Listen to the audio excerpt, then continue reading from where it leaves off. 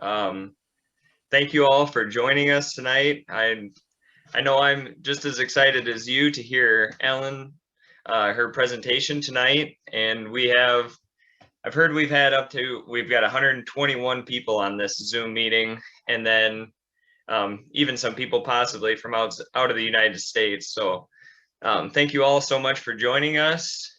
And with having that many people, I just want to have a few housekeeping items to mention. And so please, everyone, just make sure that you remain muted during this. And just a small warning that if we have any problems, and if you like unmute yourself and you're talking, we'll have to remove you from the meeting. So you don't want that to happen. You made it this far. So and then with that, I know there's obviously going to be a lot of questions, and how we're going to handle that is, if you have a question, please enter it in the chat section on Zoom. And I know a lot of us are new to Zoom and trying to figure it out, but down at the bottom, you should have a little chat section, and then you can type in a message there.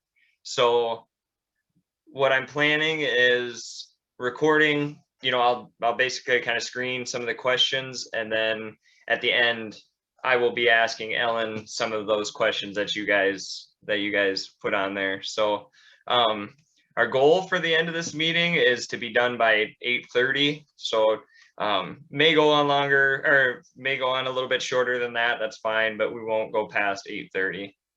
All right, so I want to move on to do some quick introductions of our membership in the North Iowa Beekeepers Club. And I'll start with myself. My name is Tim Stumo, and I'm the president of the North Iowa Beekeepers Club.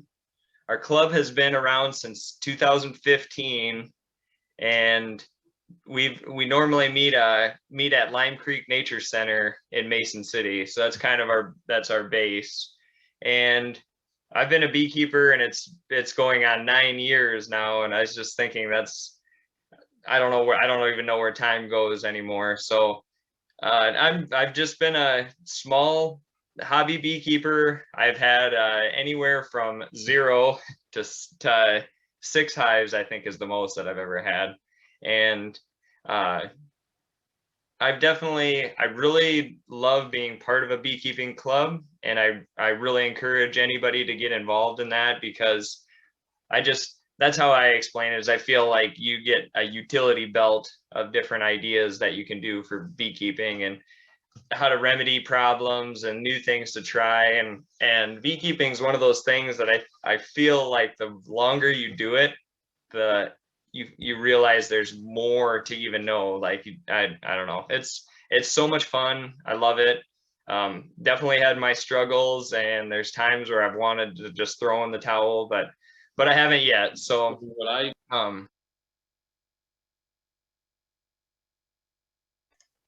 oh, sorry, I got cut off there. I'm not sure where I got cut off or whatever, but so yes, been beekeeping for 9 years, and yeah, that's pretty much it. I've been vice president in the club for a while, and then I moved to president, and it's been a real pleasure doing that. So we're gonna do introductions for our secretary, our vice president, and then our club queen. And before we move on to those, I just wanted to mention, with our club queen, it is Veronica Vonderow. And some other clubs decided that with COVID, that they decided to give their queens another year, to do some of the things that they do, go out and speak and other things like that. And so we decided to do that as well, because this last year just didn't really count for that. So anyways, I wanted to mention that. So I'm going to let Madison Rao, our club secretary, introduce herself. Hello, I'm Madison Rao, and I have been the one that has been emailing all of you. I have been the secretary for almost a year now, and I have been beekeeping with my dad for 3 years. And I basically learned more about beekeeping in coming to our club meetings and just meeting other beekeepers around the area. All right, yeah, great.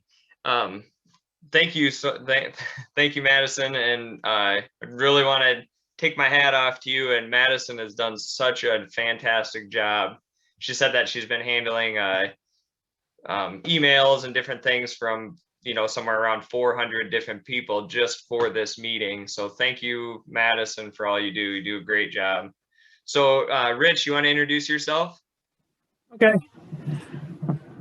We're going to come up here. So it's going to come up. You're good to go. Richard Vondro. Vondro Bees is our name, our company we got here. Part of the Iowa Honey Producers Association and North Iowa Beekeepers now for 4 years. I've had bees for just 3 years. I'm doing, it's quite interesting. I learned a lot from the club meetings, the Iowa Honey Producers, different events that goes on, stuff like that. It's great for information. You get a lot of different thoughts and stuff like that from different people. So I've taken some for this person and that person and just kind of join things and do what you do. We're doing pretty good. Like I said, I'm in my 3rd year. I do have 25 beehives going right now. So it's been an interesting year this year. It has been with the COVID and stuff like that, but things are looking pretty good right now yet. So hopefully 2021 comes out pretty good. So that should do it for a year.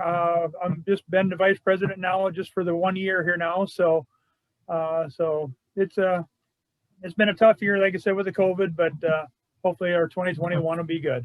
So that's it for me. Yeah, thank you, Rich. And our club queen, Veronica, go ahead. Hello, everyone. I'm Veronica. Feel free to call me Ronnie. I have been the club queen since 2018. I founded our queen program. This year, we haven't done very many events due to COVID, just acting up and there being too many health risks with it. I do plan on making a queen Facebook page, which me and Madison have been talking about. And hopefully I'll be able to interact with you guys some more there. All right. Well, yes. Thank you, Veronica. And I just wanted to say too so Rich and Veronica, obviously father and daughter, and together in the club. And these two have a passion for beekeeping that's unparalleled from what I've ever seen. They really did a great job. I suppose that would have been 2019. Getting out and doing a lot of events and stuff. So that was really fun. Done a lot for our club and just beekeeping in general, answering a lot of questions. And something too is please feel free to reach out to our club if you have any questions. We have our Facebook page and we have Facebook Messenger. I'm not much of a Facebook person, so Madison kind of handles all that. But I have just a few club things that I'd like to mention, a few current events. And so our club will be having an auction on Saturday, April 24th, 2021 at 10 a.m. And this will be hosted at Pat and Peggy Ennis's. And so right now we're planning on doing this in person. So, because with the restrictions, those have been lifted at this time for the most part. And so we plan on doing that in person. If you have anything that you'd like to donate, we'll send this out in the email so you know who to contact if you have used beekeeping equipment, and we also do poultry equipment too. But if you have used beekeeping equipment that you'd like to auction off, so if you can sign before April 1st, it's a 10% consignment fee, and then after April 1st is a 15% consignment fee. So like you say, dig through your garage, all your beekeeping equipment and find something that you'd like to auction off. That'd be great way to get rid of some of your used beekeeping equipment. And so and then our next thing is, like I mentioned, we normally meet at Lime Creek Nature Center, which is a fantastic place, organization that has a physical building, and then they do a lot of activities with the community. They have a great they have great trails and a great wooded area, prairie, and they do a lot of education about nature. So that's they've been where we've met ever since we started. And with this last year with COVID, we've moved to Zoom, and I know Lime Creek Nature Center has they've had to cancel so many of their events, their fundraisers and things like that. So something I wanted we're going to send out like a small survey and ask, we'd like to make a $200 donation to Lime Creek Nature Center. So we're going to send that out to all of our club members and anybody, I suppose, on our emailing list, and see if our club would like to do that. We're sitting well financially, so we'd like to make that donation. So that's all I have for current events anyways. And so we're going to get on to our featured speaker tonight. And I'm going to read an introduction. I think it's been included in the emails and stuff, but I'll read it again in case you hadn't seen it. But please help me welcome Ellen Bell of Bell Farms as she takes us through the journey of her small-scale Iowa queen rearing operation. Ellen will present on how she got started raising queens, learned to graft, and grew from just 2 colonies to over 100. She will share the challenges she's faced along the way and the things she's learned, in the hopes that the listeners will take away ideas for growing their own beekeeping business and inspire others to start their own queen rearing adventures. All right, Ellen, are you ready? Ready as I'll ever be. Yeah, okay, well, take it away.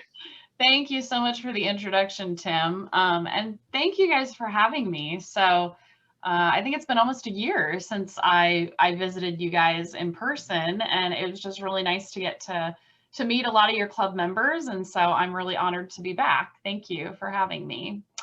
I see lots of familiar names and faces on the Zoom and some new ones too. So for those of you who don't know me, my name is Ellen Bell, and I own a small business called Bell Farm. We're located in Runnels, Iowa. We're about 12 miles southeast of Des Moines.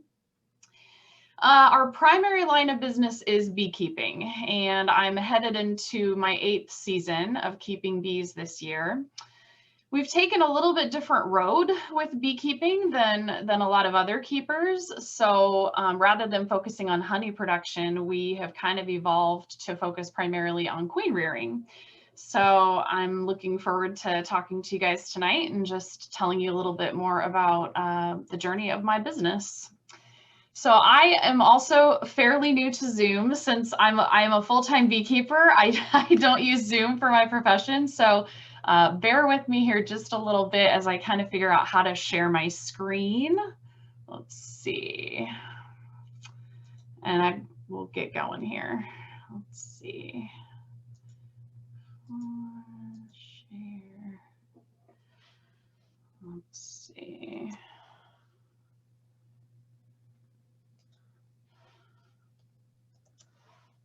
All right. Can you guys see that okay? Yes. Okay, good. I see some nods. Awesome. All right. Well, like I said, we're going into our 8th year of keeping bees. So we got started back in the spring of 2014. And we started, I think, very much the way that I'm sure a lot of you guys started keeping bees. So we started by taking a class, and we purchased 2 hives and 2 packages to fill them. And of course, you know, the bees grew, the hives did well that year.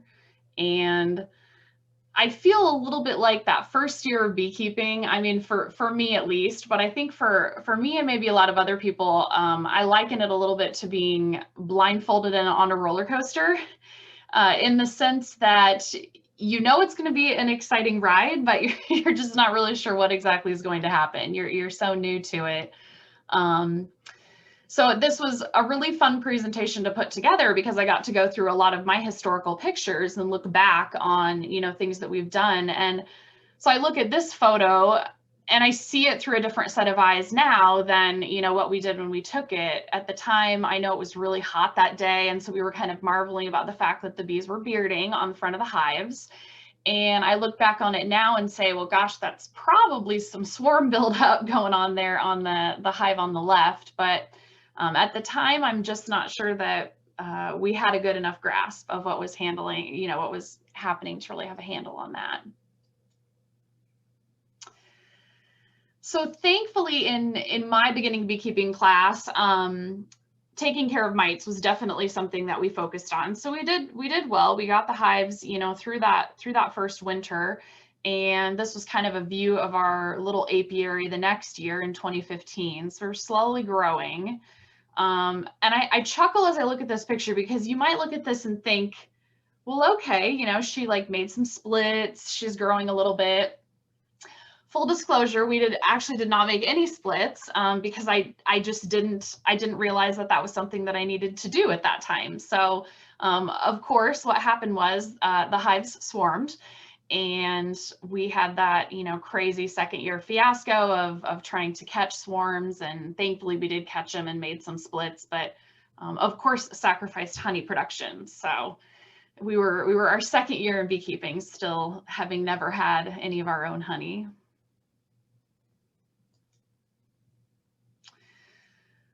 So by our second year, I think I was maybe at the point where like I knew just enough to be dangerous.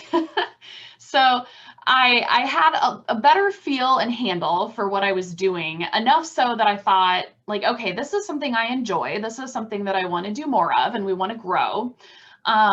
So we found there was another small beekeeper kind of in our same general geographic area that was sort of getting out of the business. And so we bought a large portion of his operation out, and he had like 12 hives and, you know, a lot of equipment. So for us, that was a really big expansion in a really short amount of time. We went from having like 5 hives to 20, you know, almost overnight. So this is us coming home with some of those hives and then like figuring out, oh my gosh, what do we do now? And that was actually the first point at which we felt like we had enough hives that it actually made sense to start to spread them out and put them in some different locations. So we expanded and had a couple different yards, and that was something new and different for us as well. All this time, like the first few years of keeping bees, I still kind of think I sort of felt like I was muddling around in the dark in a sense. Like I didn't have a mentor yet at that point, and that is something that I super encourage for new beekeepers. Don't be like me. Find a mentor early on in the process, because it's definitely an invaluable resource. But you know, with such quick expansion, going from like 5 to 20 hives, we had all these questions and no idea, you know, who to ask or what to do. And so we found ourselves on a lot of like the Facebook beekeeping groups and asking questions about, you know, how do I make a split, and is this queen performing well? What do I do if I think I have a failing queen? So on and so forth. And so around that time, this funny looking guy started sending me messages on Facebook and reaching out to me. In fact, I think this was probably his Facebook profile picture at the time. And I mean, had no idea like who this was or what this picture meant, but this is my mentor, Dan Dixon from Norwalk. And he just sort of took me under his wing and started answering a lot of these common, you know, second, third year beekeeper kinds of questions that I had. And since we had grown a lot and you know, we had a couple dozen hives at that point, he kind of started poking me about queen rearing. So as I was having queen problems or needing to make splits, he was asking me questions like, well, why aren't you raising your own queens? Like, why are you spending 30, 40 bucks to go and, you know, buy queens from somebody else? And I thought, well, you know, this sounds fascinating. I was intrigued. So we kind of started this conversation about queen rearing. Against my better judgment at that point, I already totally had my hands full with everything else, but I kind of let him talk me into trying my hand at queen rearing. So around that time, he explained to me that the first step I needed to take was to put together this really big colony called a cell builder. So in order to graft queens, to raise queen cells, you have to have this great big colony that in essence builds the cells. So that's why it's called a cell builder. Well, what he maybe didn't tell me, like he explained to me how to put it all together, and so then, you know, we're going out for like a week or two, we're checking on this colony, because you're sort of building, it's almost like you're creating a monster in essence. Like you have this enormous colony, you're packing it full of bees. Oh, hang on just a second, guys. I'm sorry, I've got some feedback here. Let's see, is that better? Can everybody hear me okay? All right, I don't know what happened there. All right, so at any rate, we had this cell builder that we had put together, and we're checking on it for a week or two leading up to our first graft. And I got to tell you, it's not for the faint of heart. Like I think at this point, this was probably the most bees that I had ever seen in any one place at one time. So it was very daunting, you know, going into this process. And because you have such an incredibly full colony, as you know, all of you beekeepers understand, in essence, what you're doing is creating a hive that really wants to swarm, right? So you got all these bees and all they want to do is draw out queen cells and swarm. So it's very much a challenge to keep them big, but keep them all in the hive. So we made it through that week or two of like tending this crazy colony, and got up to the point where we were going to actually attempt our first graft. And this is kind of the part of the process that people really think about when we talk about queen rearing, is like the actual grafting part. And so for those who are not real familiar with this, what we're doing here, we have a frame of very young larvae, and we're using a small metal grafting tool to basically scoop those really tiny larvae up, and then we are depositing them into these special little queen cups that you can see here in this picture. And so it's really a tedious process, you know, like, excuse me, you can see that I have a headlamp on as we're doing this for good lighting. You know, you have to have good eyesight to really see what you're doing. But I've always been somebody that likes a challenge. So, so I kind of felt like this, you know, this is exciting. This is fun. Let's see if I can do this or not. So, and to give you kind of an idea, just like the size of the larva that we're moving, and I don't know how well you guys can see this since we're on Zoom, but that there is the larva like circled in there on that slide. So super tiny little guys that we're moving around. So we graft all these larvae, we put them back in this huge cell builder that we've created, and we leave them alone for like 5 days and come back, and we had just like a little bit of success, right? We got half a dozen to a dozen queen cells. And so it was so exciting, you know, but at this point it's still like almost conceptual. I mean, you know that there are queens in there that are developing, you're excited, you know, you want to see, are they going to hatch? Are they going to get mated? So, you know, Dan talked me through this process of splitting a few hives, taking a few frames of brood, a few frames of resources, and then putting in one queen cell with each of these hives and monitoring them for a week or two to see, do the queens emerge and do they get mated? And so 2 weeks later, we opened up those splits, and this is what we saw. And for me, I think in that moment, like I was just hooked. Because when you've dropped $40 on, you know, queens, it's really amazing to see that, you know, you can produce one of these on your own, and really exciting to that first like exhilarating rush of success. So, you know, at that point, I'm hooked. I thought this is something I can do, and I wanted to, you know, practice and get better at it. And you know, we had just enough hives that I sort of felt like I could play with it. So I started putting together more cell builders. This is still my third year of beekeeping that we were doing this. So I just kept grafting and grafting and grafting, and we kind of kept growing and growing. I think my husband wanted to just kill me because I kept telling him I need more equipment. So he had to go and like build me more equipment and stuff.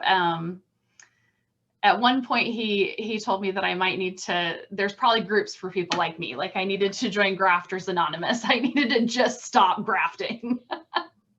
But it was really fun. So yeah, the growth spiraled very, very quickly in that like 3rd and 4th year for us. And of course, just like anything, we've had lots of challenges and lots of lessons that we've learned along the way. So this is a picture just kind of showing those grafting bars. And so each of these bars holds 15 cells.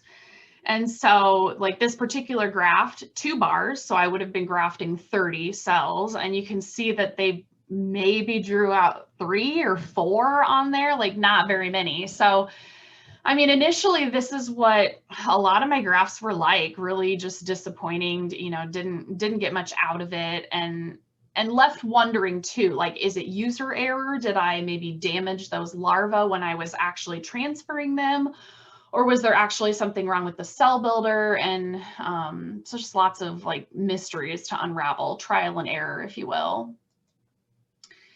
And we finally kind of got to a point where, you know, we did get better at it. So I like to show this picture off, but I'll also be the first to tell you, I've only had this happen one time in all the time that I've been grafting. Only once did we actually have a perfect take on our graft. But we have finally gotten to the point where pretty consistently we get 90 to 95% take on our grafts. So, I mean, it's just like anything, you know, practice makes perfect for sure. So does anybody want to unmute and tell me what's going on with the bee that's circled in this picture? Deformed wing virus. Yes, thank you.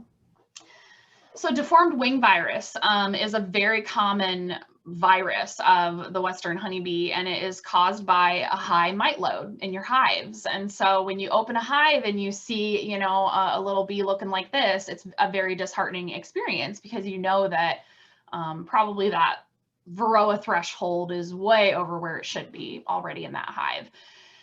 And so just like lots of beekeepers, we have also struggled with, you know, mite control, particularly, you know, with the grafting and the making splits and expanding. So you've got all these colonies that are growing.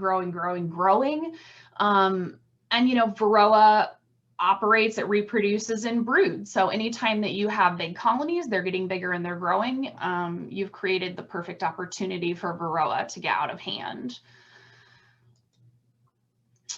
So I know this is like kind of a complex chart. You don't have to study it a ton or anything, but this is kind of a method that was developed by Randy Oliver of Scientific Beekeeping quite a while ago, actually. It's like 10 years old.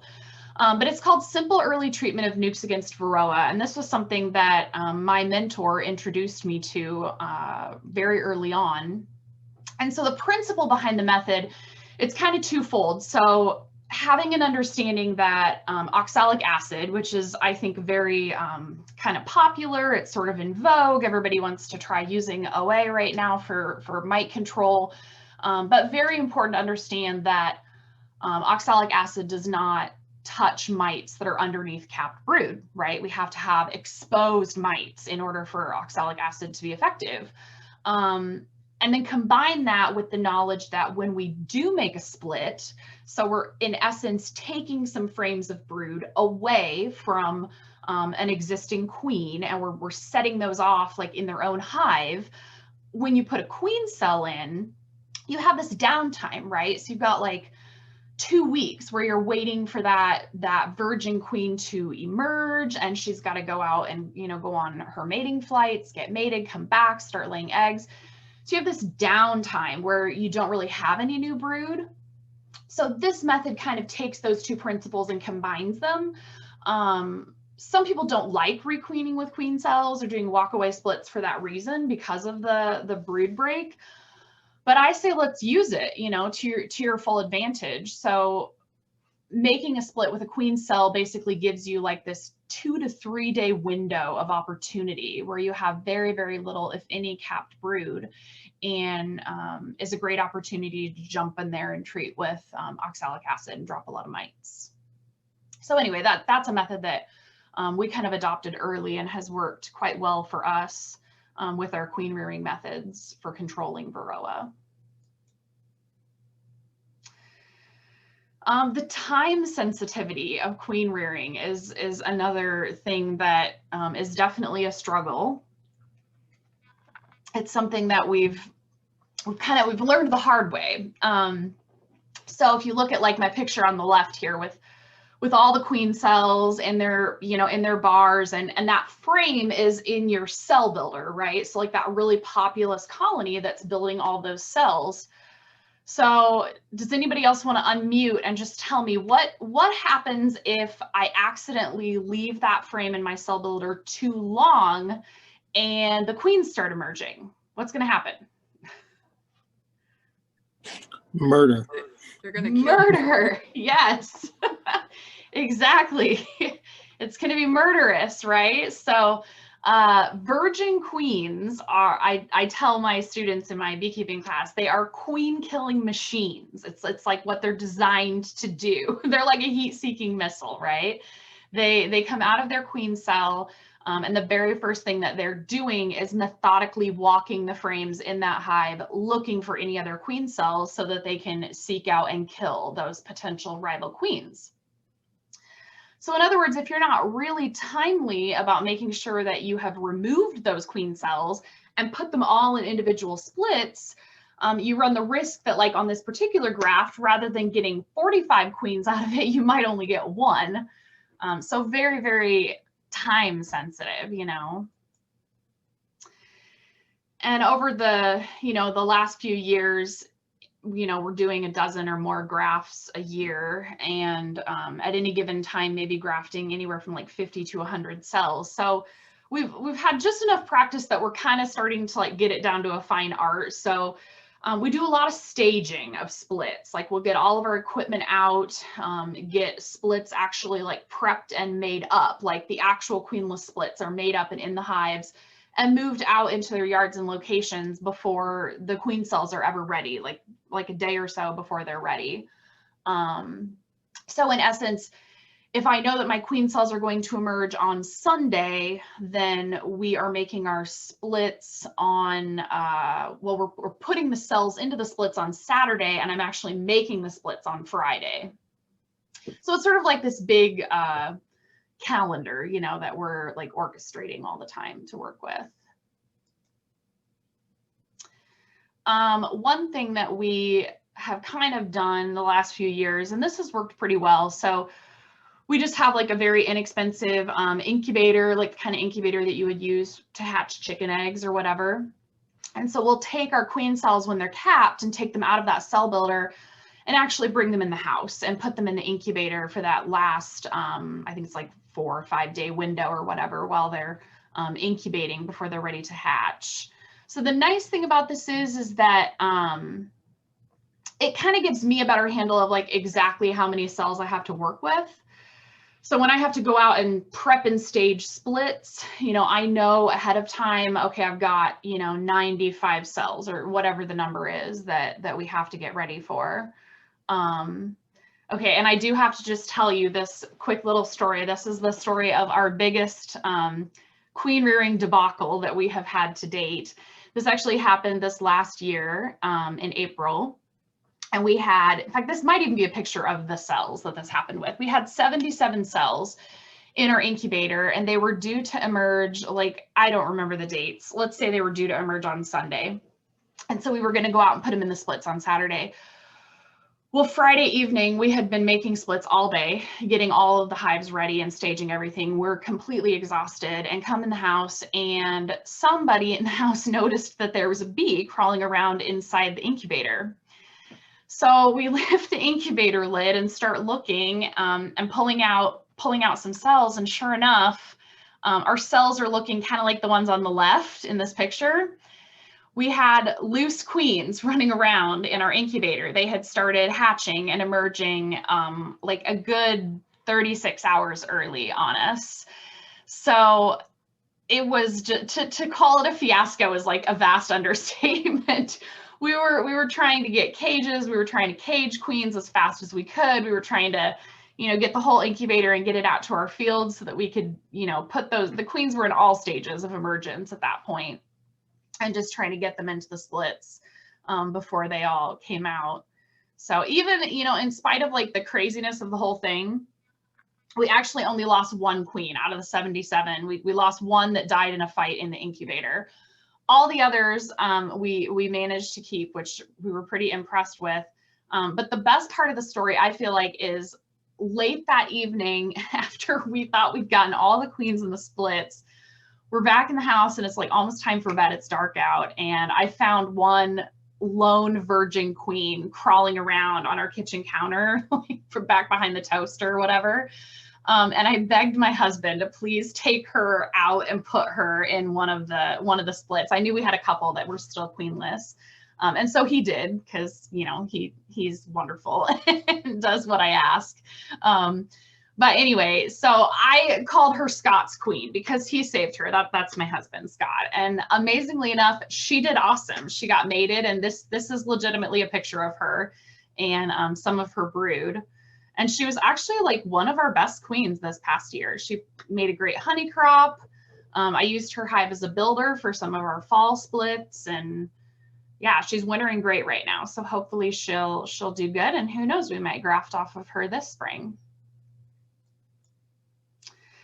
So along with like making so many splits all the time, kind of goes without saying, we do sometimes have some equipment shortages. Much to my husband's chagrin, I'm often running like right at or slightly above capacity on my equipment at any given time. So if you look closely at this picture, you'll see I don't actually have lids on these hives. These are just inner covers. And then I just put a piece of duct tape over the hole because we obviously were out of lids at that point. I tell people that I will run bees in anything that holds frames.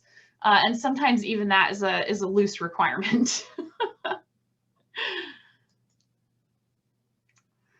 So this is just a picture of us kind of going out and staging those splits and getting our nucs put in place the day before we're going to actually put cells in. One of the things that we've learned is that if we space those mating nucs out a little bit more, we tend to get a lot better return rate on those queens, like getting mated and successfully getting back to the hives. And I think a lot of that is just, you know, the geography. Like they go on an orientation flight, so they should theoretically know which hive to come back to after they've been on their mating flight. But having the hive spread out a little bit, it still definitely helps reduce, you know, the chances of them going in the wrong one. And then the other thing you might notice if you look carefully at this picture, so we've got the nucs set up on pallets, and we're doing 4 to a pallet, and each nuc is facing a different direction. So just having those entrances like facing different directions, that we've also found that makes a difference in terms of our return rate.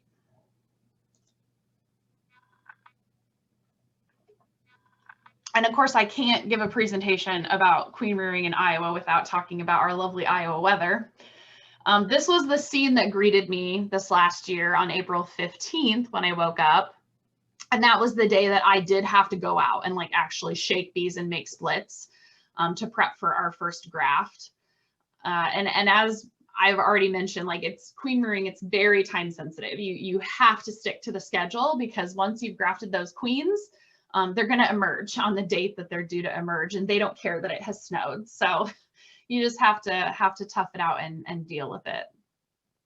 And of course, you know, that can be very challenging as well in terms of, you know, you want to be sensitive to be sure that you don't start your queen rearing too early in the year.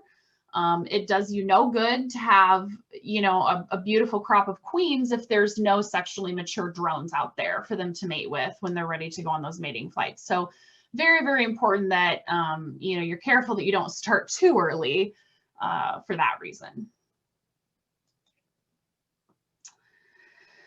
So we have, you know, a handful of things that I select for when I'm looking around at my colonies each year and I'm trying to decide who's going to be a parent colony, who are going to be my breeder queens, the ones I'm going to graft off of. We definitely select for, you know, like low mite counts. Winter hardiness is kind of a given. honey production. I select really strongly for gentleness because I don't like cranky bees. I like to work my bees in a t-shirt and shorts in the summer. Excuse me. And then I just sort of like, I'm kind of a sucker for gorgeous brood patterns like this. So I kind of unofficially select for hives that just really lay just amazing, vast quantities of brood. I love a queen that will lay up frame after frame after frame like this. And so it's sort of this iterative process when we're selecting our colonies to graft off of. We keep a certain number of what we've grafted every year. So let's say maybe like 100 colonies. And then of those 100, we might pick like the 10 best that we're going to do our next round of grafts off of.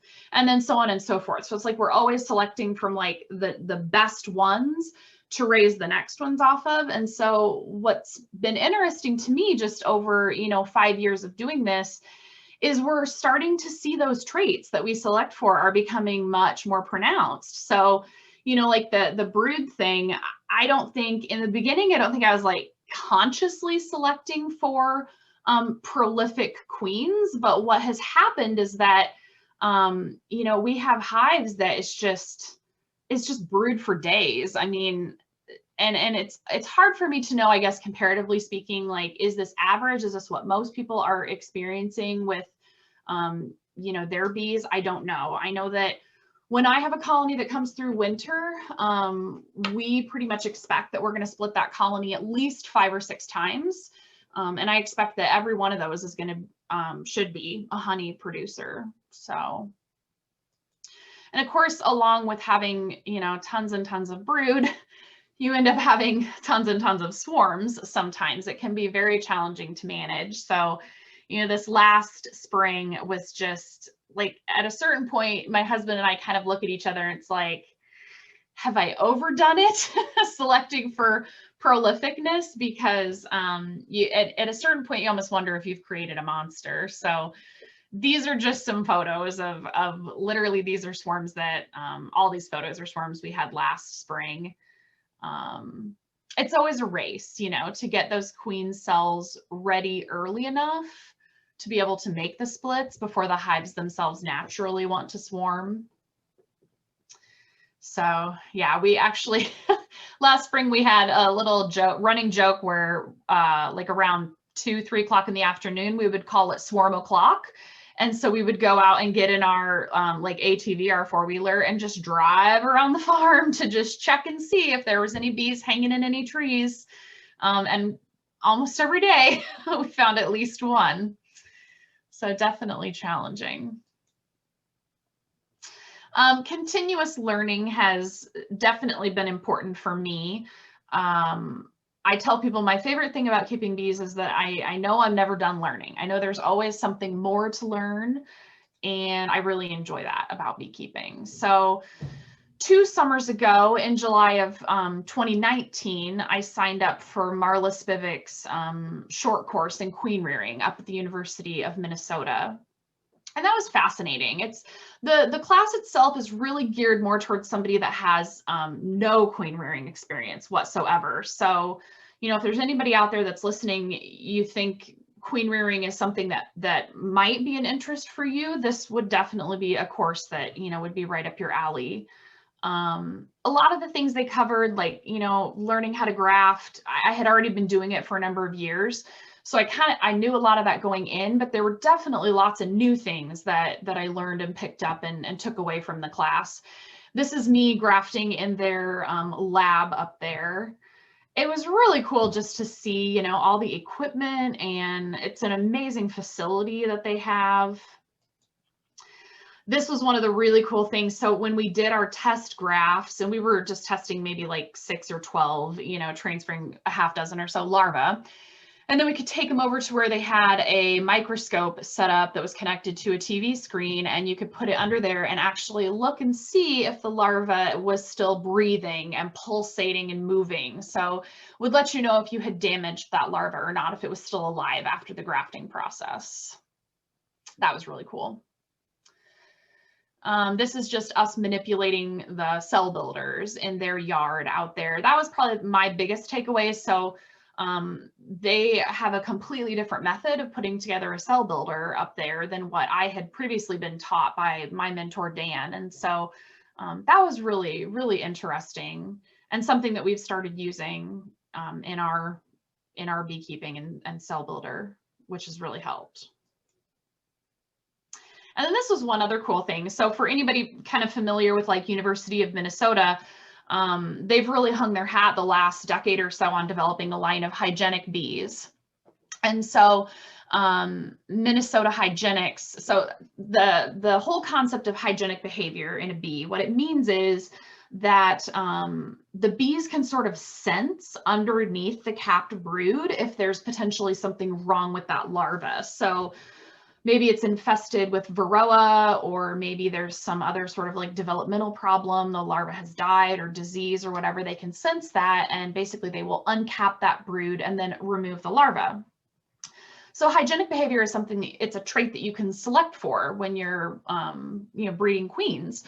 So they demonstrated for us how they do their hygienic tests, and what they have here, this big device in the picture on the left is called a dewar, and it's full of liquid nitrogen. And so they would take this section of PVC and put it over a portion of capped brood on a frame, and then they would fill it with liquid nitrogen to freeze and kill the brood underneath that round section. And so because the piece of PVC is a known size, they know exactly how many larvae are underneath there that are going to be killed. And they have to let it sit there for like 5 or 10 minutes just for the tube to thaw out, like after all the nitrogen's evaporated, so that they can pull the tube off there. Then they take that frame and they put it back in the hive. And they come back 24 hours later and pull the frame out and check to see how many of those larvae that had been frozen, how many of them have been removed by the hive. And so that's how they test for that hygienic trait. I thought that was pretty interesting. It's not something I select for in my bees, and it's not something I've ever tested for, but it was really fascinating to see how they do that.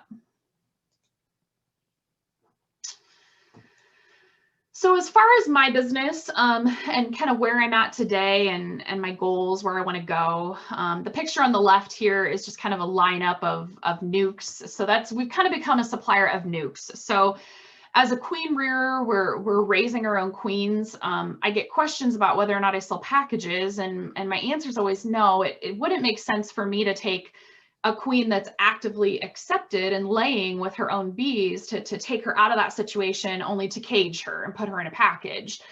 So for that reason, we're exclusively a nuc supplier. And so I love that, that the queen rearing is really my cup of tea, and selling the nucs is something that I want to expand and do more of going forward. The picture on the right is my husband and I just kind of handling and moving some of our honey crop this last year. And, like any good beekeeper, I love honey, but it's definitely something that we see more as a byproduct at this point of the queen rearing, as opposed to, the bees being a byproduct of the honey production. So I would prefer to do more of the picture on the left and less of the picture on the right going forward. So part of that, for me means if I want to do less honey production but more queen rearing, it really means that I need to gear myself more toward running fewer hives in the summer. So I kind of do the opposite of what a lot of other beekeepers do. A lot of beekeepers want to run lots and lots of hives during production season in the summer. And then come fall, you're doing combines so that you have fewer to take through the winter. So we kind of do the exact opposite. We run as few as we can through the summer, through production season, because we really don't want to make a lot of honey. And then come late summer, early fall, like as soon as we pull our honey supers, then we're taking every hive and splitting it in half. So we take a hive that is in a double deep, and it gets split so that every one hive becomes 2. And this kind of accomplishes 2 things for us. So it allows me to boost my numbers up going into winter, because I want to have, ideally would like to have lots and lots of bees coming out of winter for that queen rearing and nuc sales. But then the other nice benefit is we get half of my hives then have really young, new, vigorous queens going into winter, which is nice. And then all those hives that have now been like reduced to a single deep, we go through the yard and every one of those gets a second story put on them. It's a full 10 frames that's all bare foundation. And so you might be wondering like, well, how do we get them to draw that out? And I don't know, like if it's just kind of something unique in our area. We are very close to the Des Moines River Valley. So we have a lot of wetlands, kind of some unique forage in Iowa, I think, just for like in our location. But from about August 15th through the end of September, those bees, man, they draw out the 10 frames of bare foundation. Like it's just crazy. So the frame that you see on the right here, this is an example of like one of those frames I'm talking about. And that's probably only been in the hive maybe 10 days, I would guess, from the looks of it. That's how fast they draw those out. And then of course, you know, wintering in Iowa, that's something that has become very important to me. We have definitely done the whole like sending bees to almonds. We've done that for did that for a couple years. It was profitable. wasn't necessarily a bad experience. It just, we've kind of ultimately decided it's not the route that we want to go with our business. So my goal is to produce really good quality queens, really good quality queens for Iowa and for our climate. And so I feel like an important piece of that is that we have to know that they winter well here in Iowa. So, you know, I know a lot of us, especially this week, it's so cold, a lot of us are cursing this winter weather. But for me, I really feel like winter is really a blessing. I think we're really blessed to have these super cold temperatures because for me, it's the ultimate selector. If I have a hive that doesn't make it through winter, then, you know, obviously that's not a queen that we want to graft off of next spring. So keeping them here in Iowa has definitely is good for our business. So that's pretty much our business in a nutshell. If you don't already follow us on Facebook, we would love that. We try to post lots of fun and interesting things about our bees and about our business and what we're doing. And I'm gonna stop my screen share here and we'd be happy to take some questions. Yeah, Ellen, fantastic presentation. Thank you. So I was following the chat and got some questions. Okay. And anybody else, please feel free to shoot some more questions this way, and I'll try to ask them. So what do you do with your cell builder after you've raised the queens in it? So once you've gotten rid of the queens. Yep, that's a really good question. So the cell builder can get busted up and split into maybe like 12 different splits, as opposed to your regular colony, which might just be 5 or 6. The cell builder's so big, you can make lots and lots of splits off of it. But actually, we typically keep using our cell builder. So when I put one together, we might continue to do like graft after graft off in that builder before we bust it up late in the season. Okay, so there won't be any brood in that cell builder at all. Oh no, there's tons of brood in the builder because you do have a queen in there. Yeah, there is a queen. So we use our builder. We kind of have some different ways of manipulating it so that we have a queenless starter and then queen right finisher, which is, I guess, a little outside the scope of this presentation. But yes, there is a queen in there, and so lots and lots of brood in those big colonies.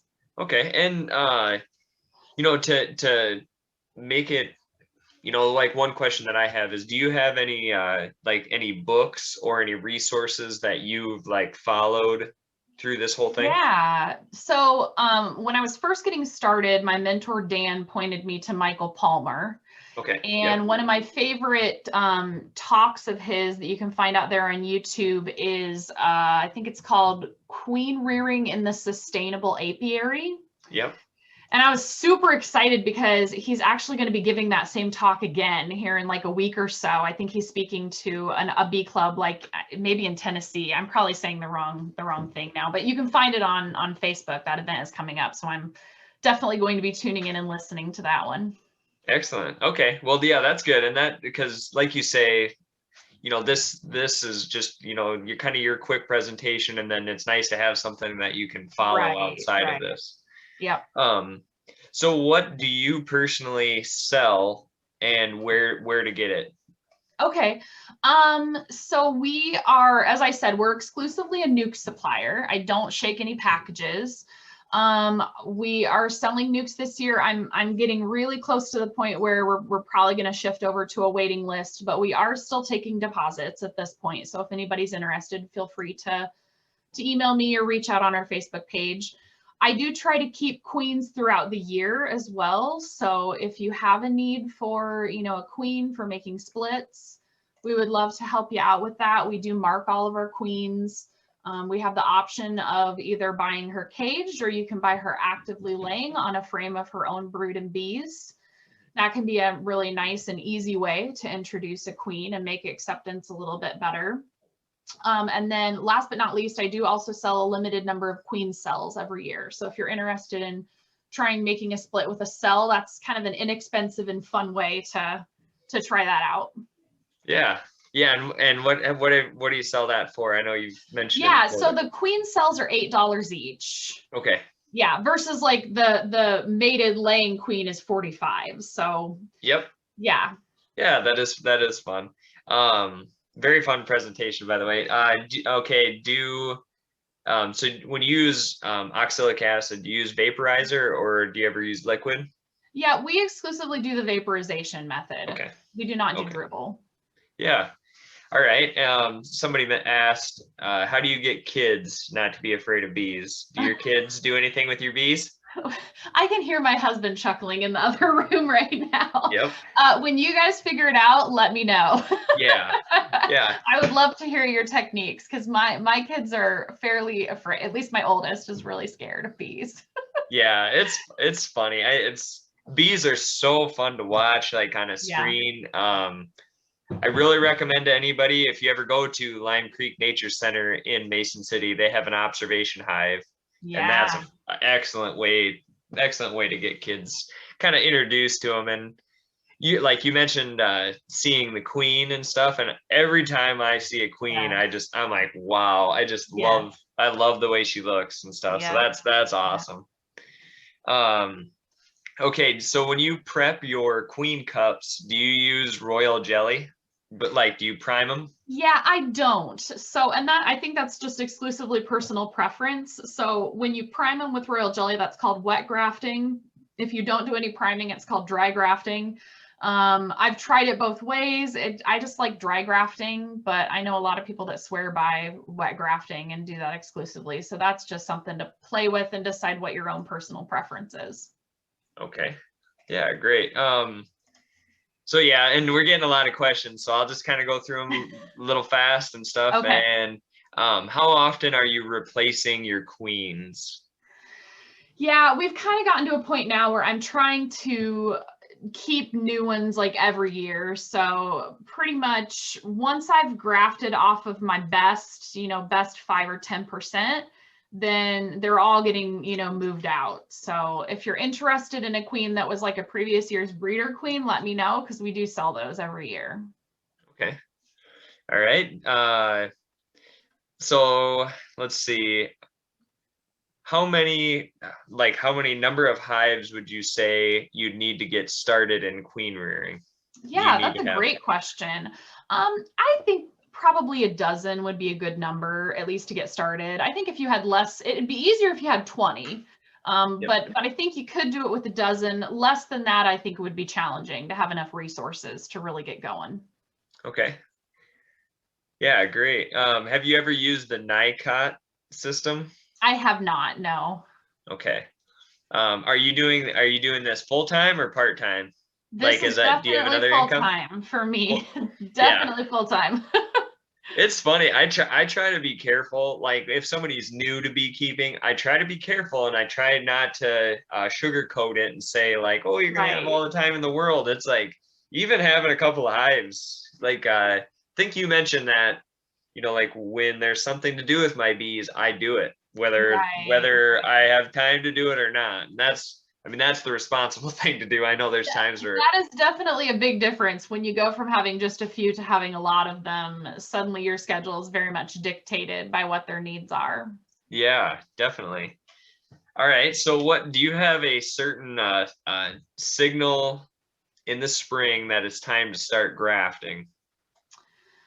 Primarily, I'm looking at drone development. That's my main signal, because that's really the most important thing, is where you're at with drones. You'll hear people talk about looking for purple-eyed drones, which means just kind of uncapping that drone larva and checking to see what stage of development they're in, like that, not larva, but pupa, looking to see what stage of development the pupa are in. And if they're at the point where the pupa are starting to develop like coloration of the eyes, so the eyes are looking purple, then theoretically the thinking goes they should be sexually mature by the time you would have a queen that's ready to fly and mate.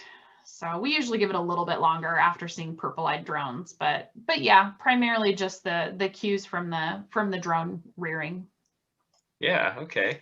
It's so fun because I'm taking a lot of questions and I'm listening to you, but I'm learning a ton. So thank you for that. So what type of queens do you sell? What breed do you have? Yeah, that's probably the number one question that I have people ask me. I answer it all the time on my Facebook page. I keep thinking there's got to be a better way to like get that information out there. So because I'm raising all my own queens and because they're all open mated, I don't do any artificial insemination. I can't really claim that they're any one specific breed, like we think of Italians or Carniolans or Russians or whatever. They're not any of those. So for lack of a better term, I just sort of call them an Iowa hybrid. Yeah. And I tell people the best thing I can do is just describe to you the traits that they exhibit, the things that I select for, and then you can compare that to the known traits of other breeds. So yeah, I like they say that, like if you buy light colored, or when they're selling like packages, if they're light colored, they're Italians. If they're dark colored, they're Carnivalians. So yeah, that's true, and that's good. So did you start with Italians? Do you know? No, actually, when we got started years ago, those first two packages, those were Carniolans. Okay. And of course, just like everybody else, we catch swarms and things like that. So I think the genetics are super mixed at this point. Okay.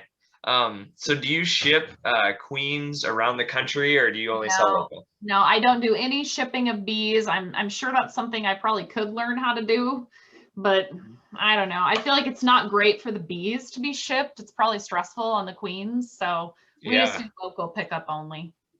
Yeah, I've gotten a package of like 20 bees and it was so smashed. One queen was missing and there's a few that were dead and stuff. So yeah, I can only imagine what UPS does or like what they do with some of those packages. Hopefully it's not Ace Ventura delivering your package. All right, so which grafting tool do you like best? Just like the metal German grafting tool. That's again something that's totally personal preference. I think you need to play around with different. Oh, you know what? Actually, okay, I'm sorry. I say metal German grafting tool, but that's not true. I've kind of, since I took the queen rearing course up at the University of Minnesota, we talked a lot about tools and played with different ones, and I've discovered I actually do really like the Chinese grafting tool. I've learned that if you buy a package of like 100 of them, you have to really go through and look like the reed where it touches the piece of wood, like they should actually be touching one another. And if you check your package of 100 grafting tools, probably 20% of them will be bad and you can throw those out. So yeah, I used to not like those because I didn't realize I just apparently had a dud to begin with, but. Okay. And then do you use drone foundation to urge additional drone rearing? Not really, no. I have a few in my rotation, but no, it's not really something I do. Okay. And then what equipment are you using for your mating nukes? 5-frame, 2-frame? So because of our just constantly running whatever equipment, we were literally always out of equipment at any given time. So I'm using anything I have. We use a lot of 5-frame nukes. Sometimes I'm splitting into 10-frame deeps. We have a handful of queen castles, which are like a 2-frame setup. So I've got a handful of those in my rotation. We're just like begging, borrowing, and stealing to have enough equipment at any given moment. Yeah. And so you probably don't have any problem with wax moth, I suppose, if you got all your equipment used. I mean, not really. Like, obviously, we're with our honey super, drawn comb, we store that to keep wax moths out in the winter. But yeah, no, other than that, everything's always in service. Yeah. Well, that's good. I mean, I have a lot that kind of can sit around sometimes, and then then I battle with those wax moths so much. Oh, sure. Yeah, so I think I think we have one more question, and then we'll end it at that. How could you just explain quickly the process of building a cell builder? Oh, sure. Yep. So first of all, like, there's a lot of different ways of making a cell builder. So what I'll describe is just the way that I do it, but it's just like making splits or anything else. You ask 10 beekeepers, you'll get 12 different, answers or methods. But what we do is we take a extremely full, extremely populous colony that's in 2 deeps, and then we're basically going to add another 10 frames. So bring a 3rd deep over. And we have a specific kind of layout for that hive. So we know that, like, our bottom deep, for example, we want that to be primarily honey and nectar. The 2nd deep is going to be, I'm trying to remember here, I think the 2nd deep is going to be like capped brood and some open space. And then the top deep is primarily young larvae. So when we're going and pulling the frames we need to make that 3rd deep up, we're basically pulling whatever specific things we need. Like, we're taking an inventory of what's already in the hive and then just adding specifically what else we need. That's where I think it's handy to have lots of extra support hives, so that you can walk around the yard and say, okay, I need 3 frames of cap brood, I need 2 frames of open larva, and you can actively look through other colonies to find specifically what you need. Yeah. All right. I gotta ask, sorry, I gotta ask one more question. Somebody brought it to my attention is, so what do you use for mite control most of the, like, different parts of the season? Yep. So because we're splitting both in the spring and in the fall, we're able to use that brood break method that I put up on the screen earlier, that Randy Oliver oxalic acid method. So that's kind of the primary thing. We do also go in and use a little bit of amitraz as well as needed, because even the OA with the brood break, it seems like just is not enough anymore. So it's a challenge for sure. Yeah, and just to think about too, that people didn't used to have to deal with that, like how easy right? beekeeping would have been back then. In the good old days. Back in the good old days. So yeah, Ellen, we'll end there. I know there's a few more questions coming in, but yeah, great presentation. Thank you so much for all that information. Thank you for having me. Yeah, no problem. And then so I've got a few things to wrap up our meeting, and also wanted to mention too, Ellen, that you had some great pictures there too. That was really fun to see. Thanks. So we'll be hearing from you sometime again in the future. I really appreciate that, and then we'll get your information sent out in an email. So thank you again, Ellen. All right, so yeah, great, everybody. That was a great presentation. Thank you so much for tuning in. I just wanted to mention that our next meeting is March 9th, and Pat Ennis has volunteered to be our next speaker, and he's also volunteered to host it at his home. And I know I know, like, talking with Pat before is, even during all this stuff, I know some of us do feel strongly about meeting together and stuff. And this meeting out in March, so it's March 9th, and we are planning on, we'll plan on meeting in person, and then we will also host it over Zoom. So we're going to try to do all that anyways. So we'll try to tape it and host it on Zoom for anybody that wants to watch it that way. So with that too, we want to we're probably going to send out a a survey. We've done that before on what kind of topics you'd like to hear for beekeeping. So we'll send this survey out, and then whatever you'd like to hear Pat talk about, we'll try to go by what everybody wants to hear. And then our last meeting will be April 13th, and we'll have Andy Joseph, our state apiarist.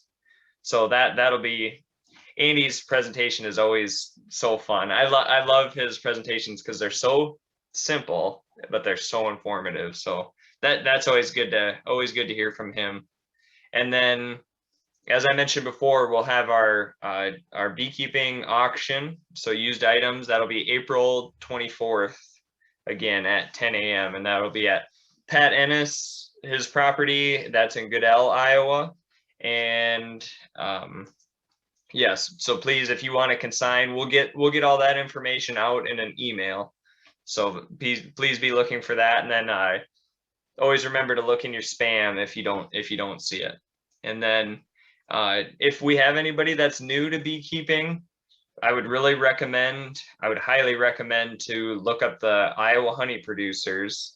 And then they have a link on their website that's to all the different clubs in the area, and then that contact information. So I'd really recommend that. And then they have a monthly newsletter. It's called The Buzz, and I would really recommend that. That's very informative as well. So that's all that I have, and I'm not hearing anything from our